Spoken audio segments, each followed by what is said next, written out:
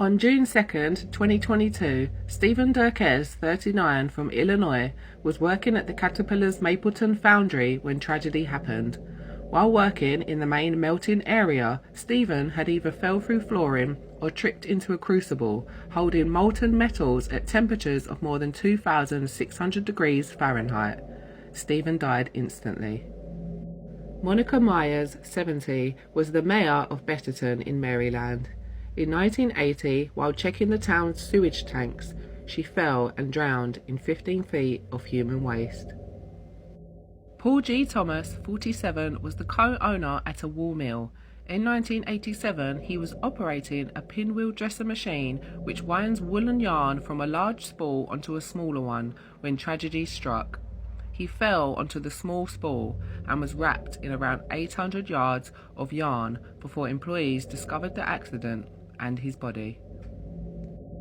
In November 2022, trainee nurse Rafaela Alves dos Santos, 24, was working at a warehouse in southern eastern Brazil. Rafaela was separating potatoes from organic matter when she fell onto the conveyor belt that carried potatoes to be chopped into chips. She was crushed by the engine mount and suffered fatal head trauma.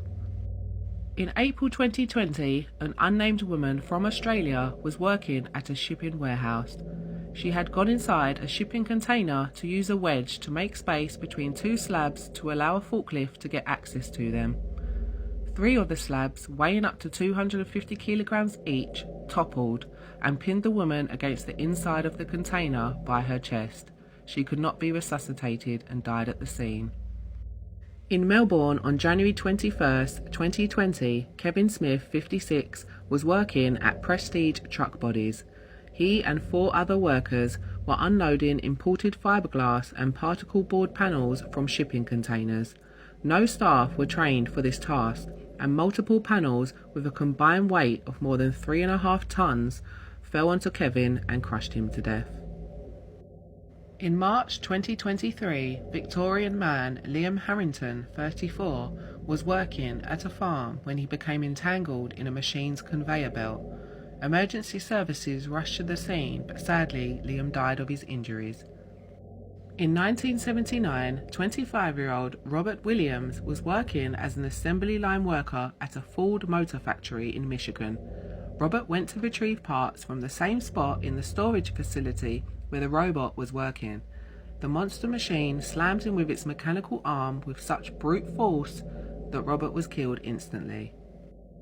Gary Hoy was a successful lawyer at a law firm in Toronto, Canada. In his 24-story office, he would regularly launch himself against his windows to prove to colleagues and visitors that the glass was completely unbreakable. In 1993, during a board meeting, Gary had shown some visitors his glass trick and decided to give it a second go. Unfortunately, the glass cracked and the entire window pane popped straight out of its frame, plunging itself and Gary a fatal 24 floors down to the street below.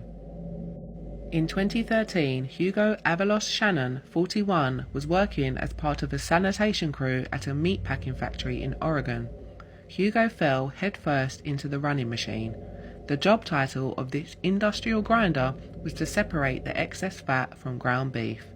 A fellow worker rushed to his aid to turn the machine off and pull Hugo out, but it was already too late. Hugo died from crushing and chopping injuries. On December 23, 2010, 54-year-old Alan Catterall from Cheshire was working with industrial ovens and had gone inside one to fix a fault.